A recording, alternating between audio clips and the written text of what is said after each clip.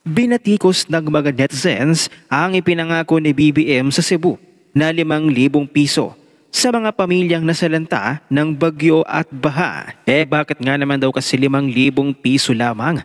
Makapagpapatayo ba ito ng bahay? Kung ikukumpara mo nga naman daw noon, sa isang babaeng lumabas lamang sa Imbornal, abay nagkaroon ng instant 80,000 pesos. Take note ha, hindi siya nasalanta ng kahit anumang kalamidad at sakuna. Lumabas lamang siya sa Imbornal. Kaya naman si Atty. Rowena Guanzon ay may matinding pagbanat. Mga nasiraan ng bahay at kabuhayan dahil sa bagyo, bibigyan ng DSWD ng 5,000 to 10,000 pesos. Babaeng lumabas lang sa Imbornal, binigyan ng 80,000 pesos ng DSWD. Pambihirang gobyerno ito. Problema kasi sa administrasyon ay walang tiwala ang taong bayan. Kaya kung trillion funds at foreign assistance na papasok, tanong agad ng tao, magkano naman ang inyo dyan? Sino na naman ba ang papaldo sa kickback? Dapat isuspend muna ng DSWD ang lahat ng AIX, tupad at akap sa mga lugar na di naman tinamaan ng matinding kalamidad. Kausapin ng mga congressman ang mga beneficiary nila sa distrito na next batch ng payout na lang na kung pwede ibigay muna lahat sa mga napuruhan ng sakuna tulad ng Cebu dahil hiyang-hiya ako sa 5,000 to 10,000 na pamimigay daw. Tax kayo ng tax sa lahat pero itong mga may paglalagakan na sablay pa rin. Binara nga ni Atty. Rowena Guanzon ang tila kakarampot na tulong sa gitna ng lumulubong presyo ng materyales, pagkain at serbisyo. Ayon sa kanya, hindi sapat ang ganoong halaga ang 5,000 piso hanggang 10,000 piso upang muling makapagsimula ang mga pamilyang nawalan ng tirahan at kabuhayan. Mariing tugo ni Rowena Guanzon, ano yan, BBM? Magtatayo ng bahay-bahayan? May pasaring din sa binibidang golden age ng mga loyalista. Ang presyo ng bilihin sa panahon mo, golden age, tulad ng bukang bibig ng loyalista, golden sa mahal ng bilihin. Samantala'y matapos ang pananalasa ng Bagyong Tino na kumitil ng halos 190 na buhay sa Visayas, inamin ni Pangulong Marcos Jr. na nagkamali ang paghahanda ng mga lokal na pamahalaan. Aniya, ang sinasabi sa atin ang pinaghahandaan ng mga LGU officials was a storm surge. Yung papasok galing sa dagat pero yung talagang nangyari, flash flood naman, iba yung nangyari at hindi natin napaghandaan. Dahil iba yung ine-expect natin. Ayon sa Pangulo, ang bilis ng pagtaas ng tubig at pagguho ng mga flood control structures ang pangunahing dahilan ng matinding pinsala sa Cebu at Negros. Dagdag pa ni Marcos Jr., may mga dike at proteksyong hindi kinaya ang bigat ng ulan kaya't maraming komunidad ang nilamon ng rumaragasang baha. Inamin niya ng Pangulong Marcos Jr. na ang pinakamalaking pinsala ng Bagyong Tino ay dulot daw ng rumaragasang baha at hindi ng malakas na hangin. Aniya, ang talagang naging damage ay galing sa baha dito sa bagyong ito, hindi masyadong sa malakas na hangin. Ayon sa Pangulo, hindi kinaya ng mga tinayong dike at protective structures ang bigat ng ulan at dami ng tubig na bumuho sa Cebu at Negros. Sinabi rin ni Marcos Jr. na ang biglaang flash flood ang nagdulot ng pinakamalalang trahedya. Mga komunidad na nalunod sa rumaragasang tubig, mga bahay na nawasak at daan-daang buhay na nawala. Dagdag pa niya, kakaiba ang naging sitwasyon dahil inasahan ng mga lokal na opisyal ang storm surge mula sa dagat. Ngunit ang tunay na panganib ay nanggaling sa mga ilog at bundok na bumigay sa sobrang ulan. Ipinagdiinan pa ni Mr. Will Tucker na hindi sapat ang 5,000 piso o 10,000 piso para makapagsimula ang mga nasalanta ng bagyo at baha, lalong-lalo na ang nawalan ng mga tirahan. Napaka-unfair nga naman dahil sa mga congressman o mga politikong korap, abay bilyong-bilyong piso. Pagkatapos sa mga nasalanta, abay 5,000 piso lamang. Pabahay dapat ang ibigay sa mga nasalanta. Panoorin natin ang buong video. Mismong kay Pangulong Bongbong Marcos naglabas ng hinaing ang mga residenteng binagyo sa Cebu. Pangako ng Pangulo, 5,000 pisong ayuda sa bawat pamilya. Live mula sa Liloan, Cebu, nasa front tayo ng balitang yan. Si Dave. Well, Dave, ano ang update dyan? Cheryl, sa 147 na napaulat na nasawi sa buong probinsya ng Cebu dahil sa Bagyong Tino, 39 ay mula rito sa Liloan. Binisita naman ni Pangulong Bongbong Marcos ang mga residente ng Liloan ngayong araw. ng lakas sa mga gurong yan. Tuwing maaalala nilang kasama sa mga nasawi ang ilan nilang estudyante. Kita sa mga luha nila ang lungkot dahil bukod sa mga mismong bahay nila, sinira rin ng bagyo ang kanilang mga classroom. May isang estudyante pa akong namatay. Kasi wala, hindi daw sila nakaakyat sa baha. Ang residente namang si Geraldine Kundiman, todo pasalamat na maaga silang lumikas. Kung hindi po sinabihan kami na lumikas na kayo dahil malaki yung baha, ubos kami lahat, patay kami lahat, hindi kami lumikas. Di kalayuan sa evacuation center ang lamay ng 7 mag-anak. Hindi na nagpaunlak ng panayam ang mga kaanak nito dahil ayaw na nilang balikan ang trahedyang ikinasawi ng mga biktima. Binisita ni Pangulong Bongbong Marcos sa mga nasalanta ng Bagyong Tino sa Cebu. Ang ilang residente, hindi maiwasang dumaing sa Pangulo. Walang sinina, walang gamit. Ipinarating din nila sa Pangulo na wala silang naisalba. Bahay, Explain siya. wala.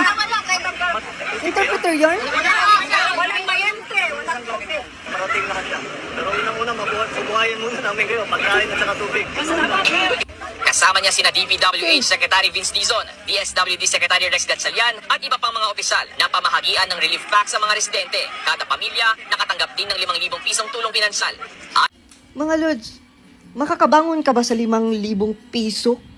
Patayuan nyo ng mga bahay, Mr. President. Huwag lang 5,000 piso. Sa inyo, bilyon-bilyon. Sa mga kababayan natin, 5,000 piso lang. Yung mga kurakot na politiko, bilyon-bilyon ang naibubulsa. Pero ang ipinamimigay lang sa mga kababayan natin, kakarating lang, kakarampot lang. Patayuan nyo ng bahay.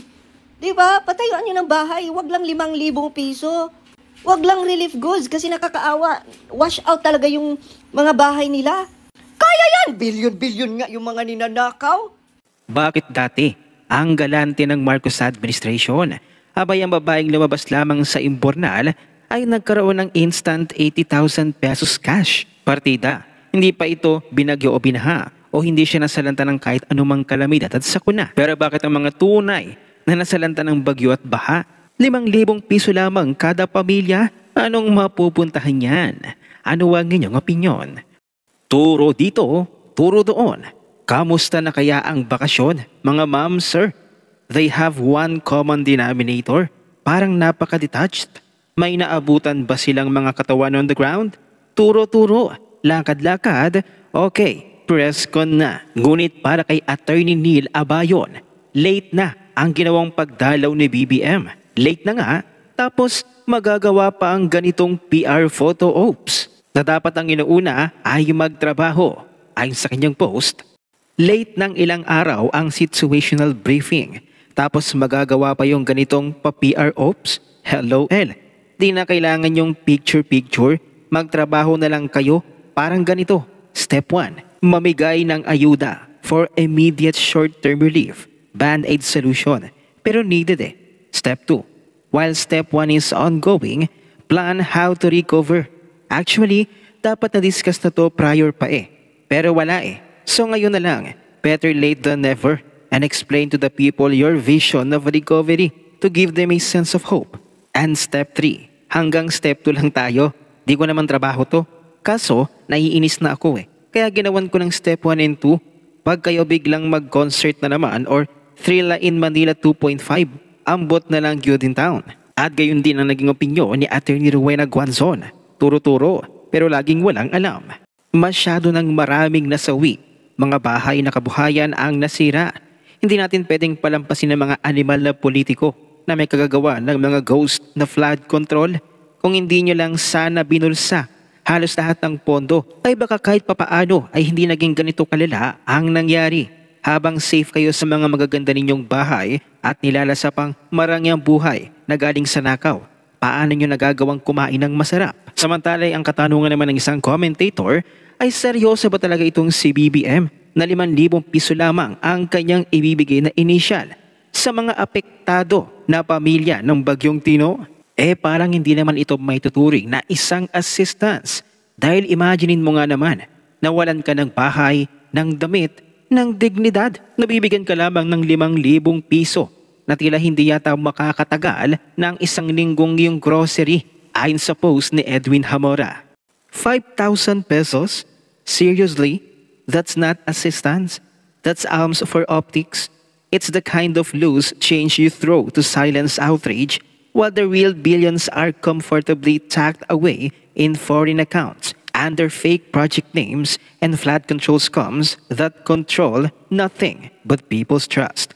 Imagine losing your home, your clothes, your dignity, and the government shows up like a celebrity on a press tour, dangling a 5,000 pesos band-aid over a gaping wound of corruption, not even enough for a week's groceries. Yet they have the gall to pose for cameras as if they rebuilt the nation with coins. Sobrang insulto. Meanwhile, those DPWH officials who resigned, are they vacationing? And now another show, the convoy, the handshake, the scripted sympathy, the magic words, 5,000 cash assistance. Che, aba BBM, may kasabihan ng mga matatanda. Huwag turo ng turo, baka manuno. Pero tingnan nga natin ang mga facial expressions ng mga batang ito, non-verbal language, talagang interesting. Kitang-kita nyo naman kung sa bagay nga naman daw, sanay na sanay magturo itong si BBM, ang kasalanan nga ng kasalukuyang administrasyon ay kanyang isinisisi sa Duterte administration. At totoo naman na ang kasalukuyang administrasyon na ito ay mahilig talagang manisi at magturo. Gaya ng balitang ito, panoorin natin ang buong video. Mga gunggong talaga to sila. Basahin natin mga lords. Palas blames rising hunger index on consecutive natural disasters. So, ang sinisisi ng Malacanang, bakit daw tumaas ang bilang ng mga kababayan nating nagugutom dahil daw sa mga disasters or mga bagyo? Ha? Wak akurate! Gunggong talaga no? Imbis ako inyo yung responsibilidad, imbis solusyonan nyo ang mga dapat solusyonan para, di ba, matugunan yung problema pagdating sa kagutuman. Di ba, sa mga kababayan natin, sinisi nyo sa bagyo. Sinisisi nyo sa sakuna. Oh my God. Wala talaga itong mga lords. Di ba? Kaya hindi nyo nasusolusyonan yung mga totoong problema sa bansa natin. Kasi ang sinisisi nyo, bagyo, ang sinisisi nyo, lindol. May narinig pa ako na sabi ng presidente, hindi daw sumusunod sa schedule ang bagyo. Grabe to mga lords, nakakalungkot. Halos mag-200 na yung mga kababayan nating nasawi doon sa Cebu. And 100 plus pa rin yung missing or hinahanap pa hanggang ngayon. At ang nakakainis sa lahat, 'di ba? Walang mga rescue, walang rescuer. 'Di ba? Sobrang nakakalungkot mga lords na alam naman natin na pag may bagyo, malakas na bagyo, dapat naka-ready na agad yung gobyerno, 'di ba?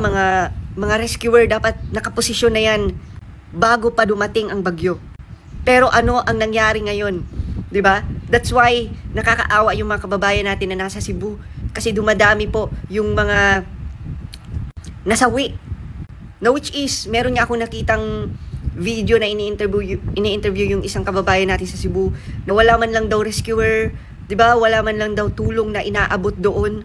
Grabe mga lords, bakit ang kupad-kupad ng gobyerno ngayon? Dati sa panahon ni Tatay Digong, wala pa ang bagyo, nakaposisyon na lahat. Ang AFP, ang mga rescuer, ang mga rescuer boats, 'di ba? Naka-ready na. Pero ngayon, sobrang nakakaawa talaga. Kung saan-saan kasi nakafocus ang gobyerno natin ngayon. 'Di ba? Mag-focus kayo sa mga kababayan natin, sa mga Pilipino. Lalo na pag may mga sakunang parating, pag may mga malalakas na bagyong parating, dapat doon nakafocus para mawalang buhay. Base sa ekspresyon ng mga mukha ng mga batang ito, ano kaya ang kanilang naiisip na nakaharap na nila itong si BBM? At ang malaking katanungan ng mga netizens, bakit talaga mahilig magturo ng magturo itong si BBM? Nakakala mo naman ay may nagawa, pero iwas-iwasan nga daw ang pagtuturo. Baka manuno. Ano ang inyong opinion? Huwag nang kalimutang i-share ang video na ito, mag-iwan ng comment at like.